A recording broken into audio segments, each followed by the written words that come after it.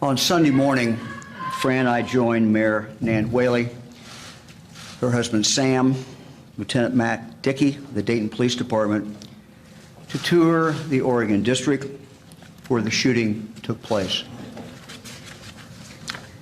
It's a morning that I will never forget. Crime scene tape, bullet markings, blood,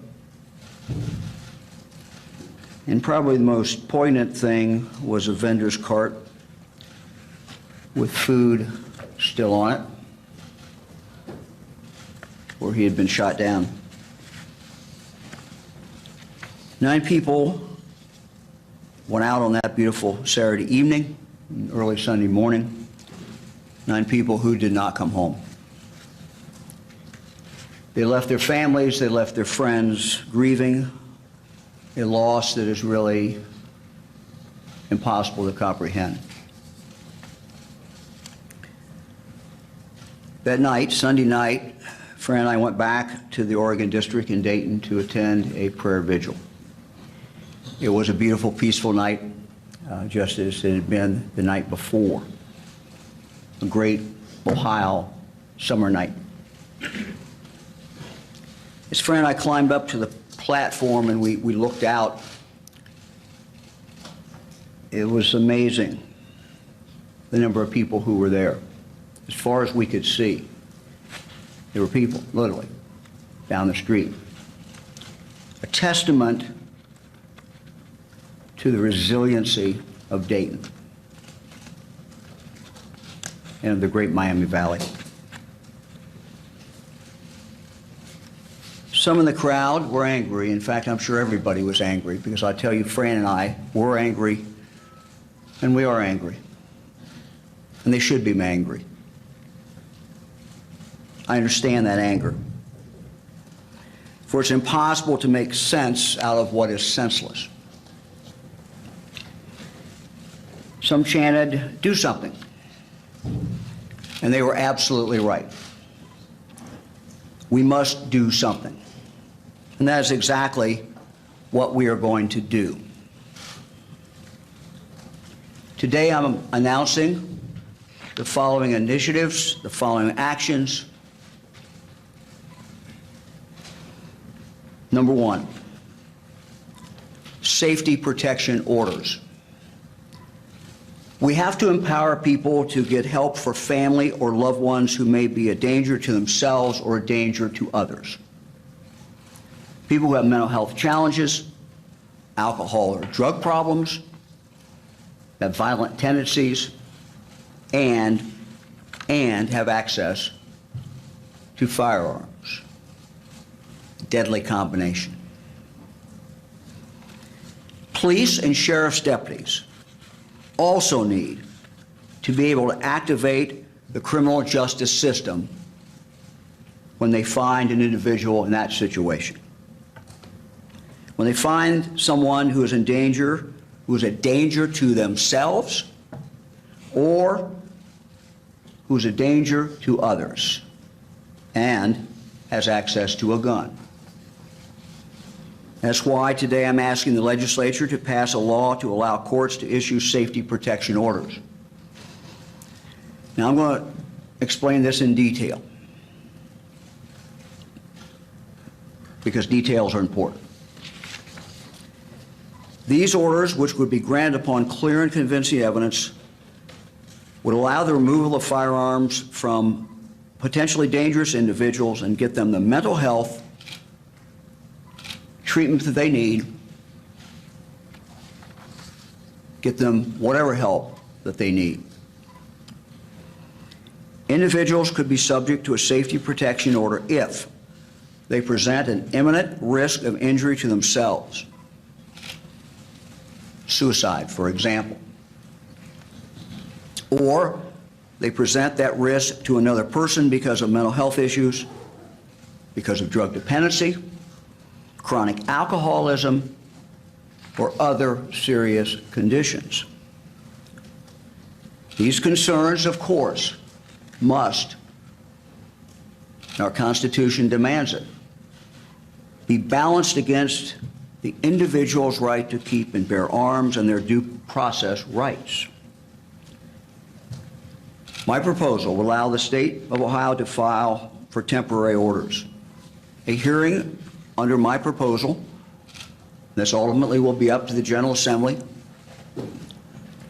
A hearing would, under this proposal, be held within 3 days of the filing or sooner. The individual would have all the traditional due process rights. The temporary order could be granted. A temporary order could be granted if the state shows by probable cause that a person is a danger to themselves or others and has access to firearms. If the temporary order is granted, it would require the person to surrender all firearms to law enforcement. If granted, a hearing would then be held, a second hearing, within 14 days to determine if an extended safety protection order should be granted. In this hearing, all the same traditional due process rights would apply. If the court would then find by clear and convincing evidence that the person is a danger to themselves or to others, the extended order would be issued. Under an extended safety protection order, as we envision it, the court would order a mental health assessment. The individual would be required to undergo any recommended treatment. The individual would be prohibited from purchasing or possessing firearms. And any firearm from the temporary order would continue to be withheld from that individual. In lieu of law enforcement keeping the firearms, an individual could have them sold on their behalf to a federally licensed firearm dealer. Extended orders would last for a period of 6 months and could be extended with another petition and another hearing. An individual could apply to the court any time after 3 months for a return of his firearms, only if the person could prove by clear and convincing evidence that they were no longer a danger to themselves or others. That is, during that period of time. Initiative number 2. We must have increased access to the citizens of the state of Ohio, for the citizens of the state of Ohio, to our state psychiatric hospitals. We have a problem in this state. We have a problem with people who are not violent, who have been sent there by a court, who could be sent someplace else. And these individuals are occupying space that we urgently need today. Now, I'm calling on the General Assembly to take action in this area. Inpatient psychiatric care is limited in Ohio, making it difficult for individuals and families to access the level of care when it is needed. Over the past several years, Ohio's state psychiatric hospital capacity has become predominantly used by patients who are court-ordered to the hospital for restoration to competency to stand trial. This week, for example, 79% of the adults in our state psychiatric hospitals are court-ordered there. Many of these patients are nonviolent offenders. Many are misdemeanors. They are there simply in the hospital, pursuant to a court order, to learn how the court process works. It's the only reason they're there. Surely, together, we can find another place for these individuals to obtain that help, and that help being understanding how the court system works so they can proceed with trial. This education certainly can be done outside of these hospitals, freeing up critical beds for people who in fact do need hospitalization. The people I'm talking about coming out of the hospital are people who don't need inpatient psychiatric care, but there are other people in Ohio who clearly do. To accomplish this, the General Assembly will need to pass changes to the revised code to create a community-based misdemeanor competency restoration process. I'm calling on the legislature today to do that. Action number 3, early intervention. schools. We have a serious mental health crisis among many of our children in the state of Ohio today. It is growing worse. So many of our children have been negatively impacted by trauma.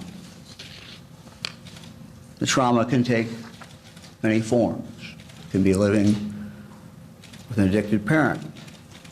It can be seeing violence on the streets, seeing violence in the home.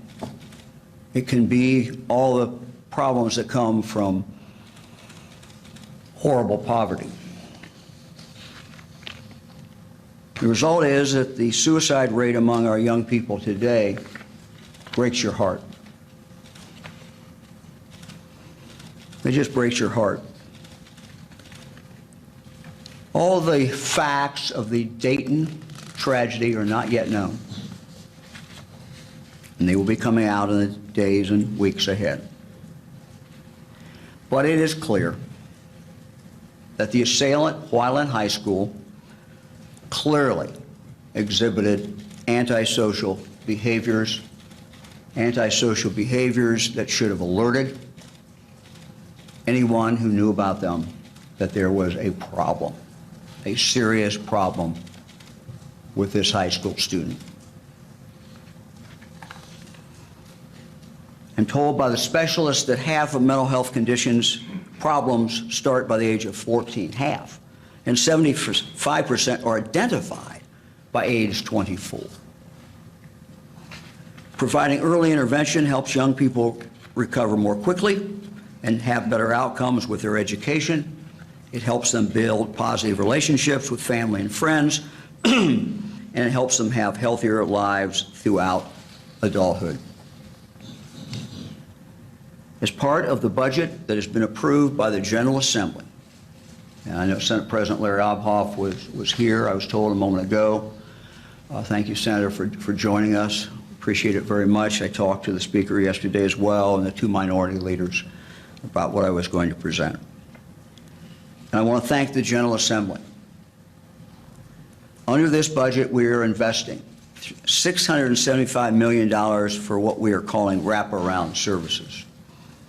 These clearly can be used, and it's our intent for much of them to be used for mental health services for children. These are for addressing social and emotional challenges that our kids are facing, from suicide prevention to the effects of substance use crisis. And all these things, teachers tell me impact their ability to teach the child in the classroom. By providing funds to every school district, these schools can design tailored programs, working with their local mental health providers or other social service agencies to help these kids earlier in life. The earlier that we can intervene in children's lives and make a positive difference, clearly the better it is. Action item number 4. We are also increasing access under this budget, and again I thank the General Assembly, to behavioral health professionals in our schools with $15 million in Medicaid funding to provide telehealth mental health services to students so that no matter where a child lives in the state of Ohio, no matter how remote it is, they have access to high-quality mental health care. This, coupled with the wraparound services, will make a huge, huge difference. Let me move to action item number 5. Communities know their kids the best. The Ohio Department of Mental Health and Addiction Services will be working in a more concentrated effort. We'll be working with communities to increase knowledge of risk factors to help parents identify when their child is showing signs of a mental illness. The Ohio Department of Mental Health and Addiction Services will also share screening tools with clinicians, help connect community-based services, and link parents, families, and schools with proven supports and strategies to manage wellness over the child's lifetime. Item number 6, background checks. I'm asking the General Assembly to pass a law that requires background checks for all firearm sales in the state of Ohio, with the exception for gifts between family members and certain other limited uses.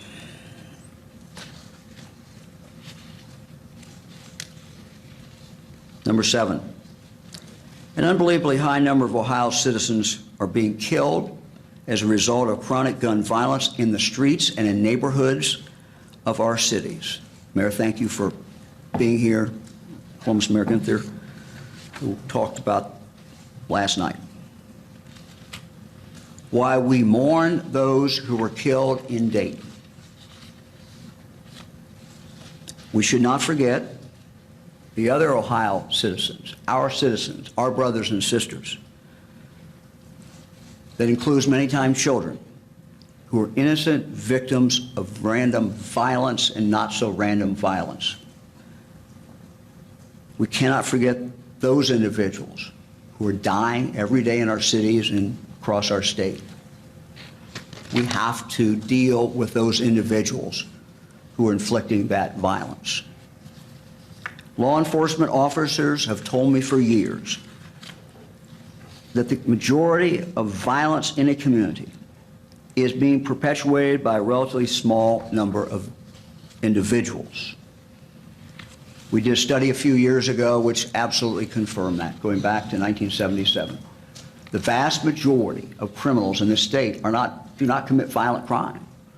We must target those who commit the violent crime. We must go after them. We must take them out of our communities. Far too often, criminals who have absolutely no right under Ohio law to possess a gun are using guns nonetheless. That's who we have to go after, the criminals. This must stop, so I'm asking the General Assembly to increase penalties on violent felons who continue to illegally possess or use guns. Number 8, illegal possession of a firearm by a violent felon. We must increase penalties for violent felons and other people who are found with a gun that they do not have the legal right to possess.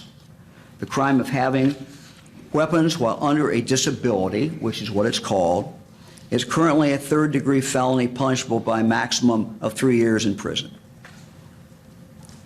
I believe that this is a crime that for a first offense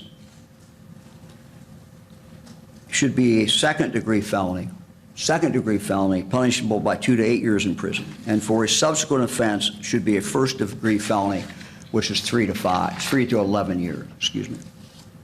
Item number 9, possession of firearm while committing a felony.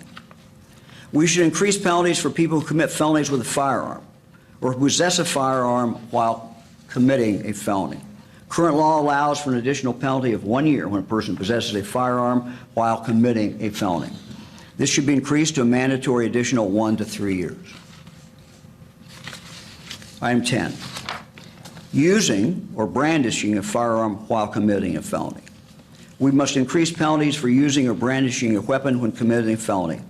Current law allows for an additional penalty of 3 years if a person uses or brandishes a firearm while committing a felony. This should be increased at a minimum to a mandatory 3 to 5 years in prison. Again, these are my recommendations to the General Assembly. The General Assembly will, I hope, act upon all of them and exercise their judgment on these. Item number 11, the problem of straw purchasers. We must increase penalties for those who buy guns illegally for other people, a practice known as straw purchasing. Now, straw purchasing is illegal under both Ohio and federal law today. However, the Ohio law must be toughened, and I intend to do that. All too often, firearms obtained through these straw purchases are used in serious violent offenses. I am asking the General Assembly to increase the penalties for those who purchase a gun illegally for another person. Today, the illegal purchaser of a firearm, the straw purchaser, this is the person who actually purchased it for the other person, through a straw purchase, that penalty is a third-degree felony punishable by up to 3 years in prison. We must increase the penalty for a straw purchaser to at least a second-degree felony punishable by 2 to 8 years in prison. Number 12, I'm also asking the General Assembly to increase the penalty for a person who possesses a firearm. This is the person through the straw purchase who got the firearm. And when they get that firearm that they know was obtained through an illegal or fraudulent purchase. When a person possesses a firearm they know was fraudulently obtained, that person should be punished in the same manner as the person who bought the firearm, an F2, 2 to 8 years. Number 13, we should increase penalties for people who illegally furnish firearms to minors. The Ohio law provides very well for father to give that gun to the son. This is done all the time. We have hunters, but that's not what we're talking about. We'd find too many of our kids are carrying guns on the streets, often with tragic consequences. So adults who illegally furnish firearms to minors must be held accountable. Today, improperly furnishing a firearm to a minor is only a 5th-degree felony, up to 12 months in prison. I'm asking the General Assembly to make the crime at least a 3rd-degree felony, punishable by up to 3 years in prison. Action item 14, school tip line. We are expanding our school safety tip line, where kids and adults can call or text anonymously with tips about potential school violence. I'm calling on Ohioans today to utilize that tip line.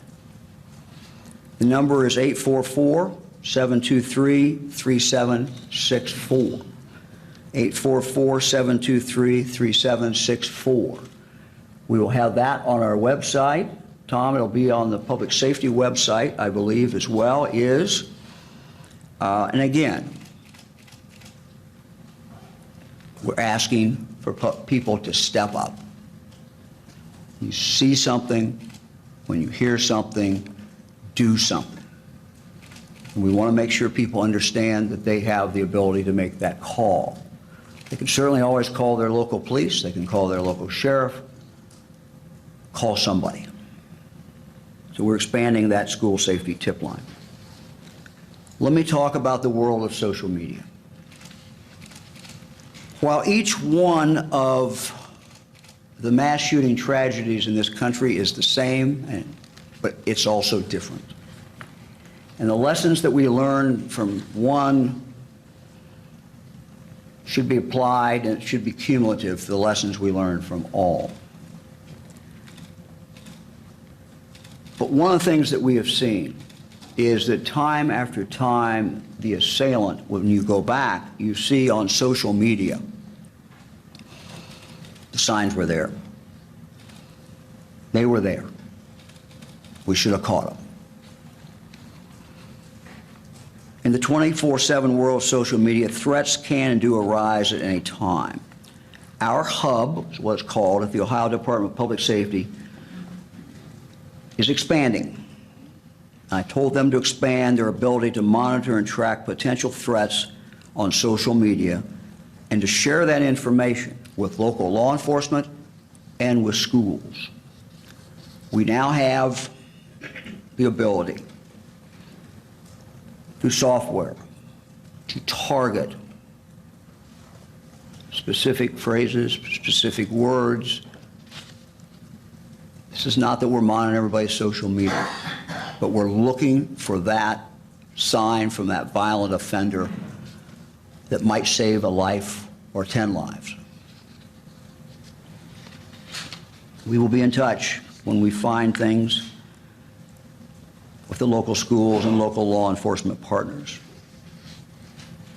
Item 16, the budget that was approved by this General Assembly also includes nearly $9 million to help harden soft targets like nonprofits and religious organizations to make their facilities more secure.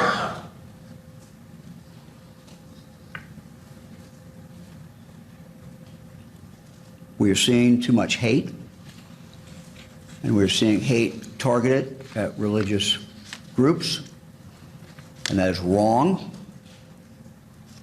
This action the General Assembly took is to help them prepare, help them avoid tragedy.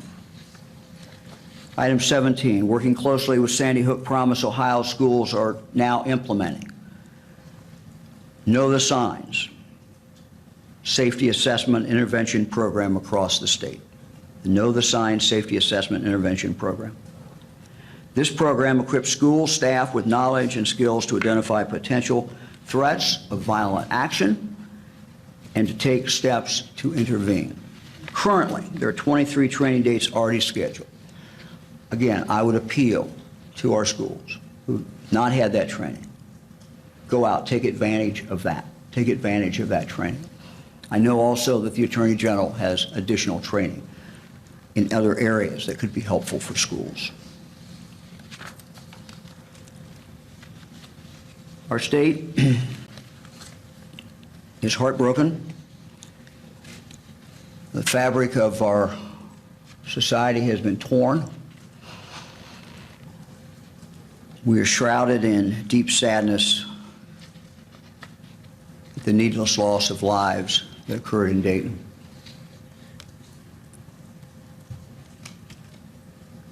As Fran and I were there on Sunday, I thought about the parents who had lost children, children who had lost parents, friends who had lost friends.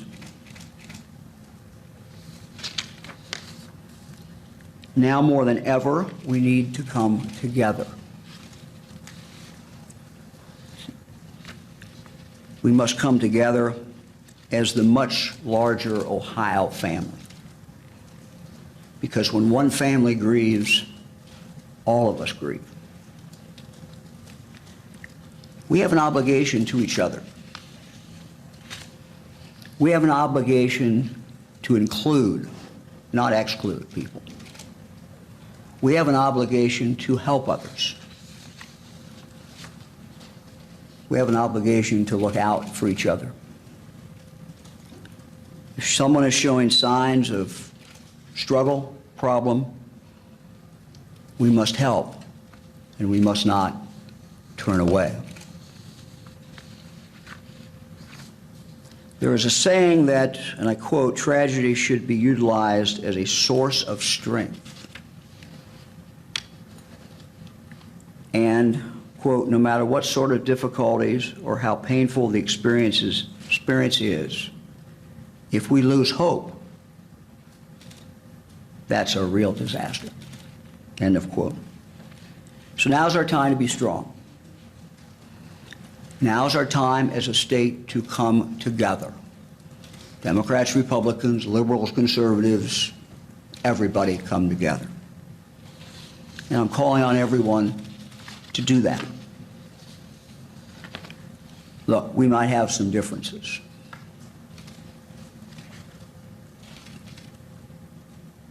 We should never forget that what holds us together as Americans, as Ohioans, is so much greater than any differences.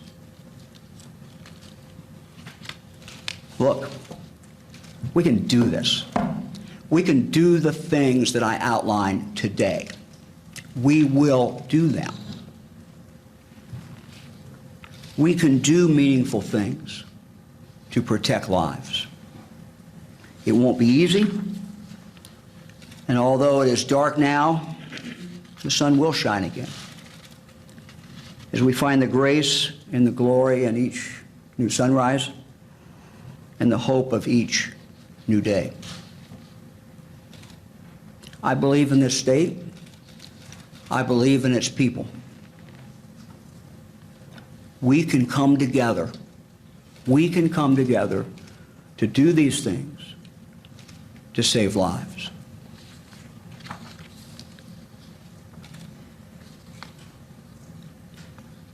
Let me just add,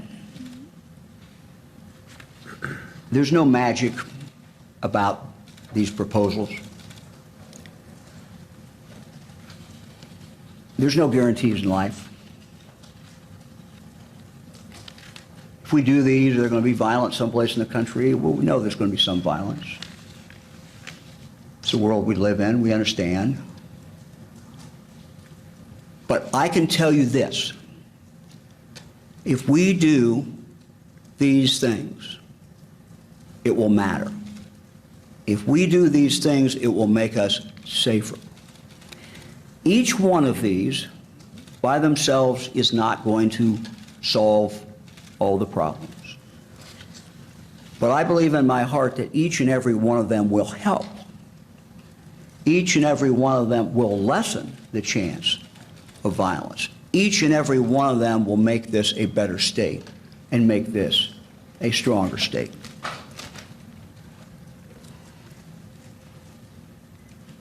The work that we have ahead of us, though, is not just in these proposals.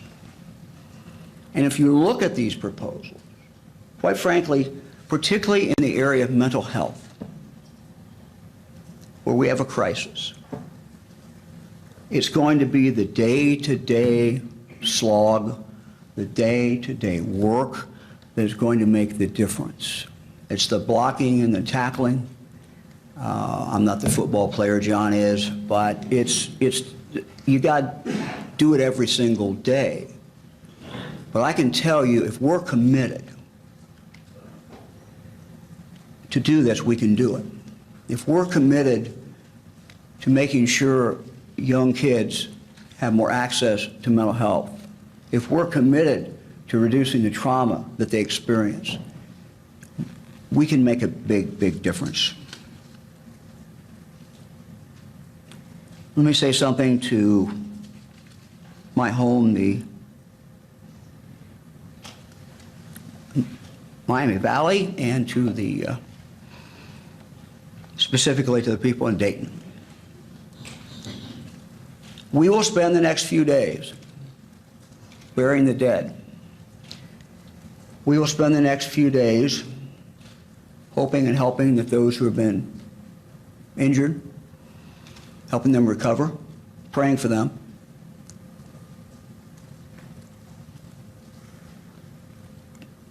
But the people of Dayton and the people of Miami Valley are resilient.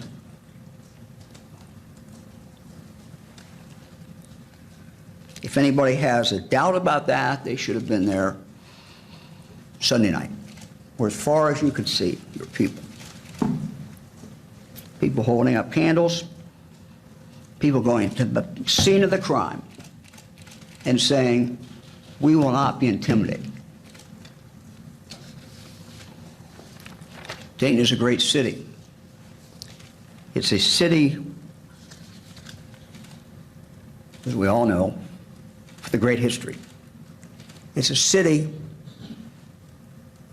with a great future. So many great things going on.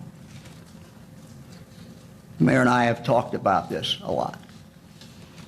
She and I are both very optimistic about the future of Dayton. Its people are resilient, as we've already seen. So for the people of Dayton, there are better days ahead. For the people of Miami Valley, there are better days ahead. Sun will come up. There will be opportunities in the future. We will always remember those who died. We will always be scarred by that. But we will do what Ohioans have always done, and that is push forward. I'm more than happy to respond to any questions from the media.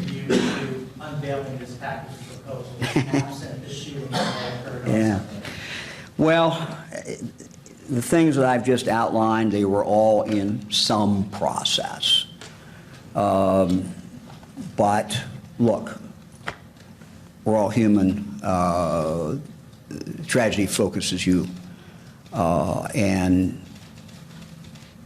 you know, it was time to get them out. The first item that I mentioned is an item that we've been working on for months. We were that close to getting it done, that close. Last 2 days, John drove it home and we got it done.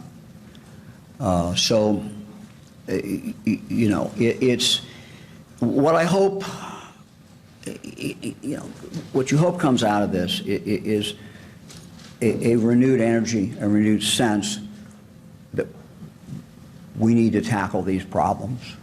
Some of them we're already tackling.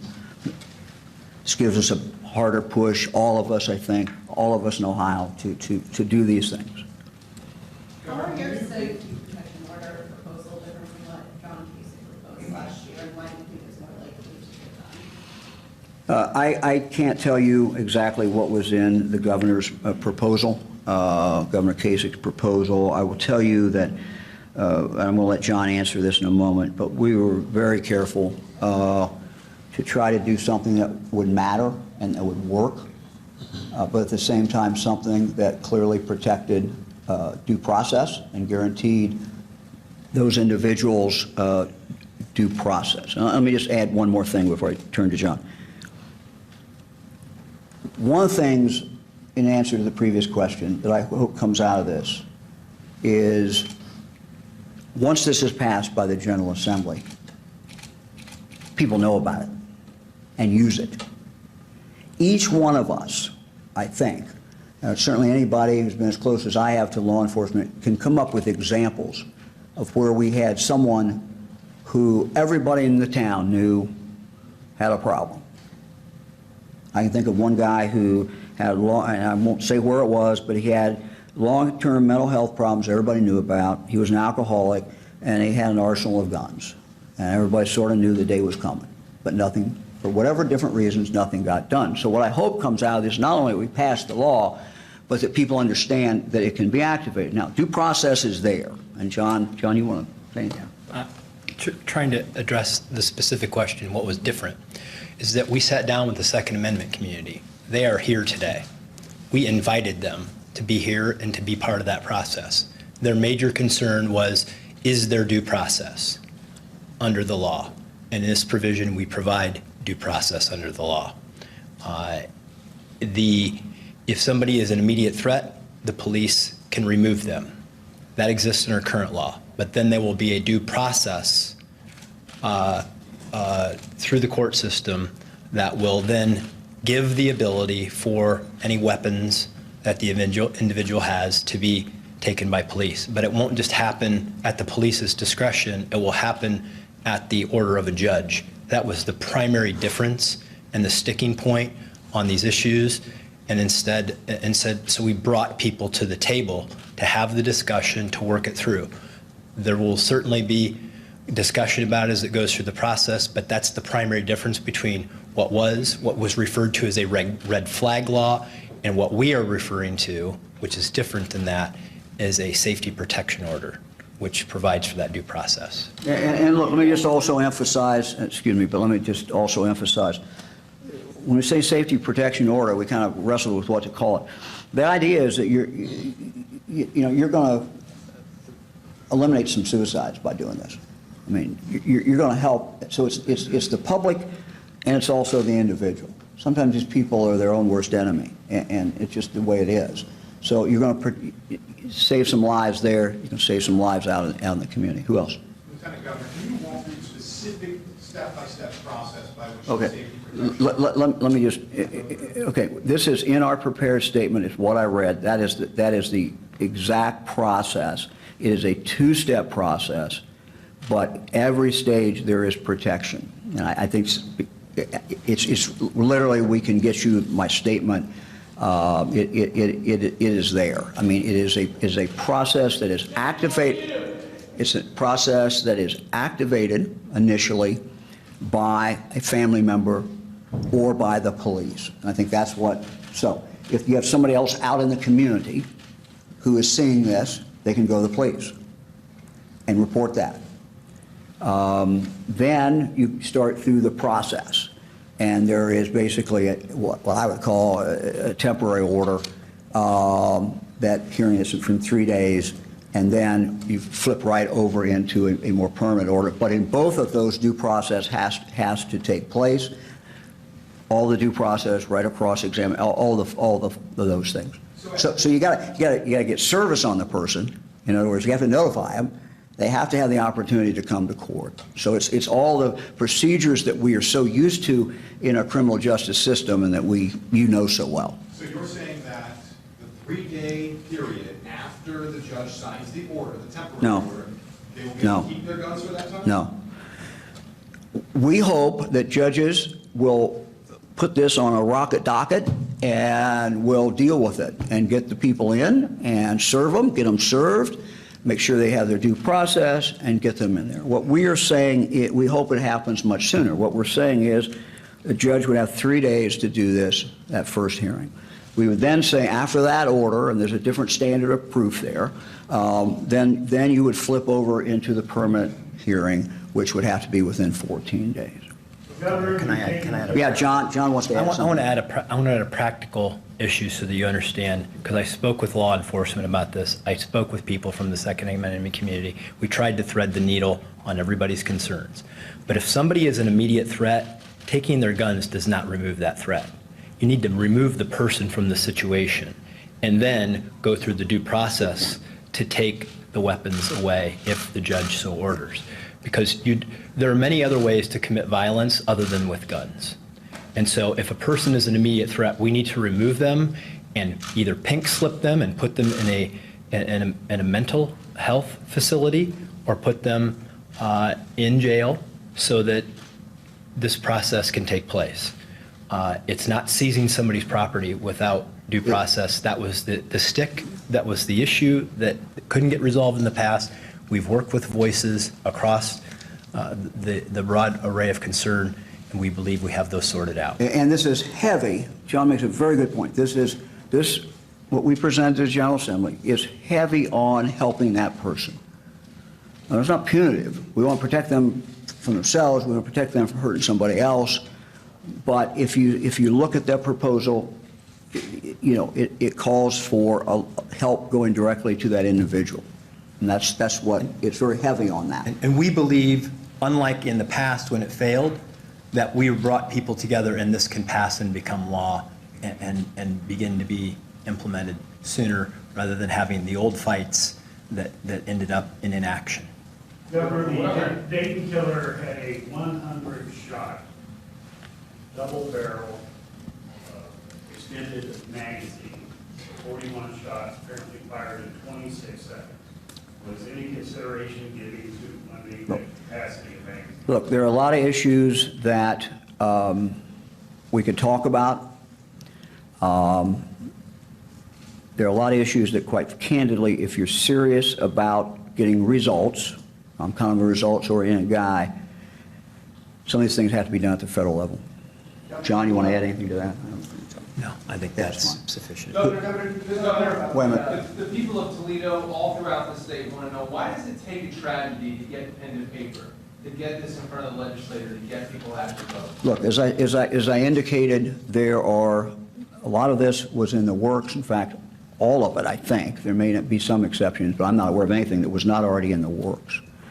Part of this is, I have made this very clear throughout this crisis, that we're going to do things that matter, we're going to do things that are constitutional, and we're going to do things that can get passed.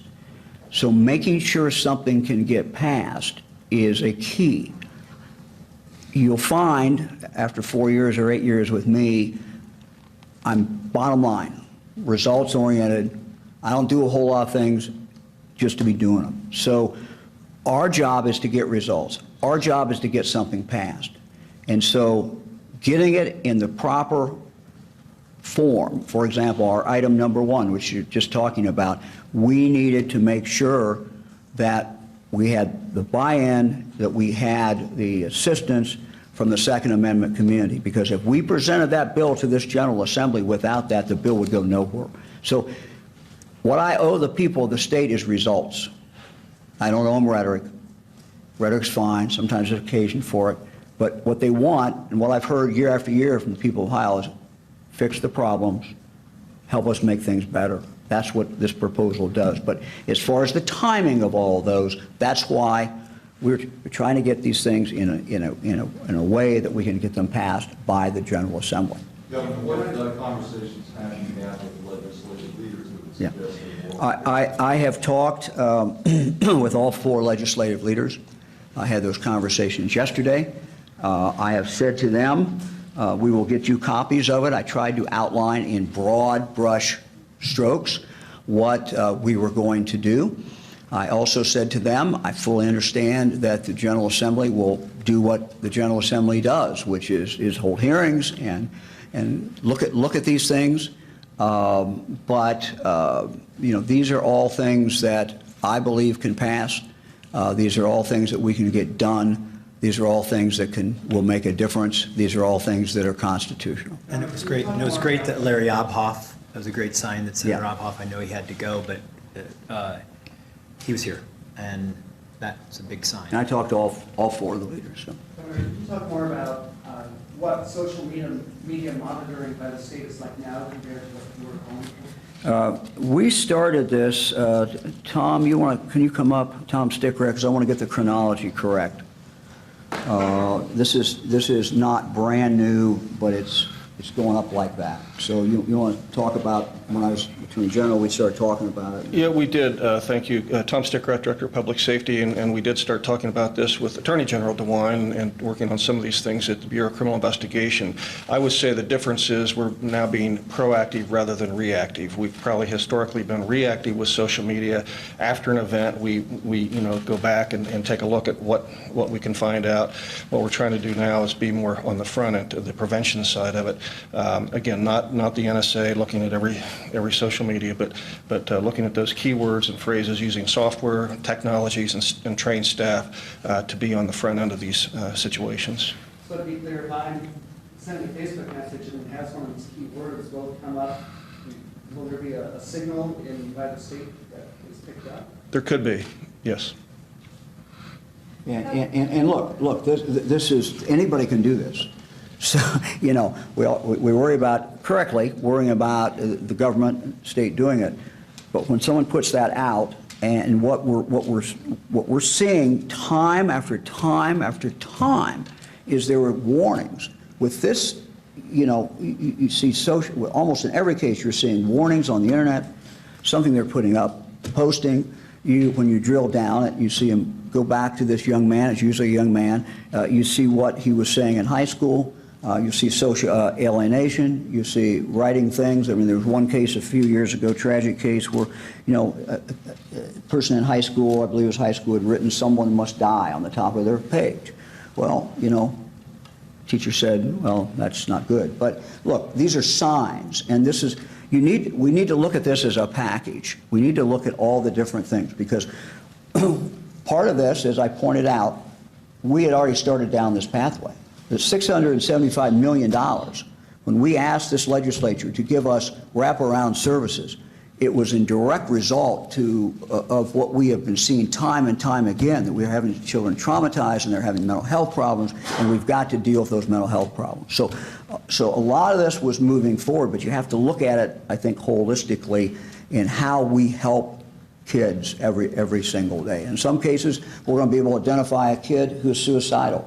In other cases, we may identify a young person who is exhibiting all kinds of bad signs that in a few years, or not a few years, they'll turn into a killer. So it all comes together. How important is it for the General Assembly Greg, I'm just trying to see who. to take all of these proposals to heart and not just cherry pick the ones that might be Look, each one is important. Each one should be passed. I see no reason that all of these cannot be passed. I expect the General Assembly to do its constitutional duty, to look at these issues, to hold hearings, to bring in interested parties. But we have tried to put together these proposals that are constitutional, that make a difference, and that we think we can get passed. Now, I'm not saying it's going to be easy. I'm not going to say it's going to be easy. But to get back to a question that was asked a moment ago in reference to folks in Toledo, the momentum that has been created by this horrible, horrible tragedy, I think is putting a spotlight on this. You're reporting it more. More talk about it. Everybody's looking at it more. Now is a window of opportunity for us to change things, to do what we need to do. Governor, thinking of the Connor Betts situation. Thinking of what? I'm sorry. Of Connor Betts and Yeah. who along that pathway would link a child like that when he was in high school to the mental health services you're funding? Was it the parents, the students on the school bus? Was it the teachers, the law enforcement? Because this... They're all, look, first of all, we don't know all the facts about him. More facts keep coming out as the news media does the good work it does. But the answer is all of the above. If you look at the combination of all the different things, either that we have already set in place, in motion, in this budget, that was, for those of you who are not from Ohio, was passed in July. In that budget and in the additional proposals here, there's ample, we hope there's ample opportunity for someone to speak up, to identify, and the key to identification is you have to be able to do something with it. And so one of the things we heard from teachers is, well, we don't have anything, we don't know what to do with it.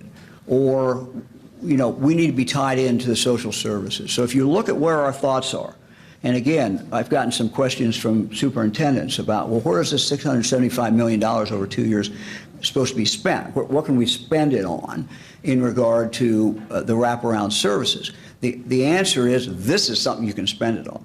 And what we envision you doing is not, you know, creating it out of whole cloth. Use those resources to tap into the local community resources, to the resources that are already in the community with the Adam H. Board or other ways to get that. So the answer is all of the above. Governor, the wraparound money is targeted to low-income students. Do you have assurances that better off districts will have those? Look. Every school district under this budget will get money. We did what we have done and this legislature has done and tried to make sure every school had the resources to do that. And when you look at it from that perspective, what you do is you allow the poorer school districts with more poorer kids to have more resources because they don't have other resources. So yes, I am hopeful and confident that every school has the ability to do this. We also have money in there, we didn't talk about this, but which is related. We also have money in there in regard to our social emotional learning, which is we have put under the broad category of how we help young people avoid going down the pathway of addiction. So we didn't even talk about that in there, but that's a part of this as well. Governor, could you characterize your conversation with the president, and do you know much about his visit to Ohio? In fact? I do not know much about the visit. My understanding is the president is coming tomorrow, and you know, I was invited to be there. I've talked to the mayor about the visit, but I don't know. I don't at this point know the final details of what they're going to do. Was there a second question, Jim? Well, just the value of having the president come here. What does that do for us or for the nation? Look, I think it's always appropriate for a governor, a president, to go where there is sorrow, to go where people are hurting. My understanding of the visit is that's what it's focused on. Being here, saying, I'm sorry it happened. I grieve for you. That's part of what life is about, and I think that when a president can do that, it's a good thing, and I think it's part of the responsibility of the governor. The governor says, when I go, I say, look, I represent the people of Ohio. People are grieving all over Ohio for you. When the president comes, he can say that about the country, and in both cases, it happens to be true. Governor, these reforms after mass shooting are often like a firework. They burn bright, capture everyone's attention, and then they fade away. what makes this time different? Well, you're going to have to be the judge of that. I don't have a crystal ball. But these are doable proposals. These are things that really will matter. These are things that we can get done.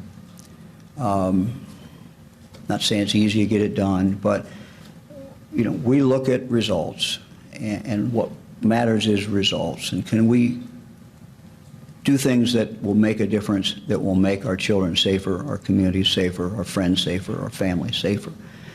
We look at that every day. I mean, that's the job of the governor. As I said, all of these proposals were in some different phase, and we knew that in some cases we could do it ourselves through executive order or through our agencies, and we were down that pathway. But we also knew others. We, through our system, need to go to the General Assembly and to get the General Assembly to pass them. And so this is a window of opportunity, and let's not mess it up. Let's not miss this opportunity. This is our opportunity to do these things. It doesn't appear that a background check would have shown much in the case of the dated shooter. Why was that something that you Thank you for the question. Since this tragedy started on Sunday morning, I've made clear that every one of these shootings is different. Everyone's the same in some respects. Most of them involve a person who is marginalized for whatever reason. Usually it is a male. Usually it's someone in that range of age. But they're different. And if we, after a tragedy, only confine ourselves to doing those things that would have prevented this tragedy, we are missing a real opportunity. So we need to look at all of these tragedies together. And quite candidly, we also use this opportunity to look at other problems that we have that might be somewhat related.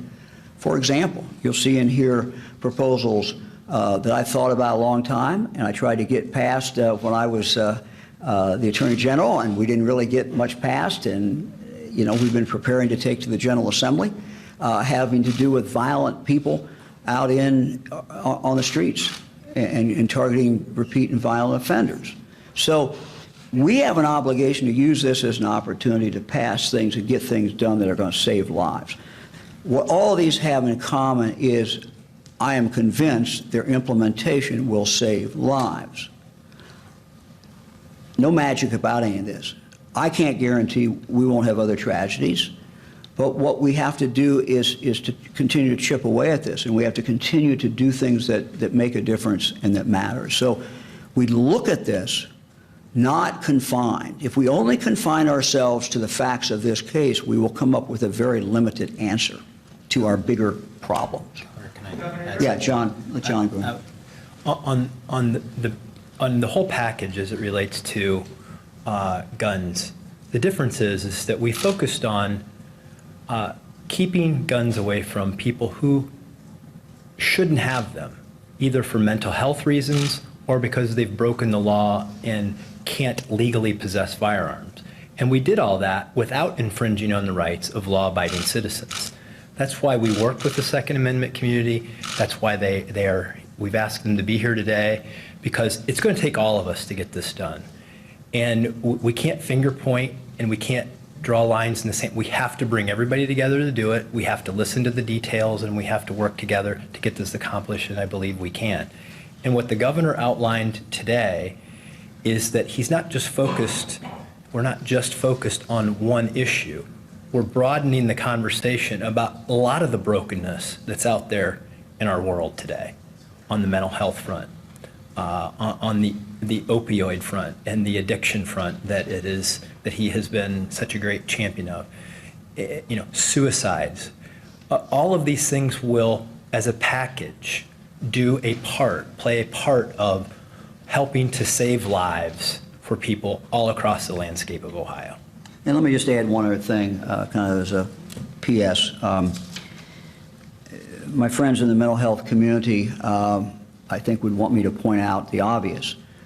which is that the vast majority, in fact, way over 90% of the people who have a mental health problem are not violent at all. And so, you know, we need to understand that. Even people with severe mental health problems, well over 90% of them are not violent at all. So, you know, we have to have a lot of different things coming together, for example, before our item number 1 comes together. But part of our challenge is stigmatizing those with a mental health illness. We've got to start treating people with a mental health illness like they had cancer or they had some other problem, medical problem because it is a medical problem. And that's something we got to get over. And we're making progress, but we got to do a better job. And that's part of what some of these programs are trying to do. Governor, there are several proposals, Andy. pro-gun proposals in the State House right now, stand your ground, constitutional carry, or permitless carry. What do you think about the future of those types of? Look, I think we need to get this done first. Look, my position and John Houston's position in regard to the Second Amendment have not changed. Our positions on those bills have not changed.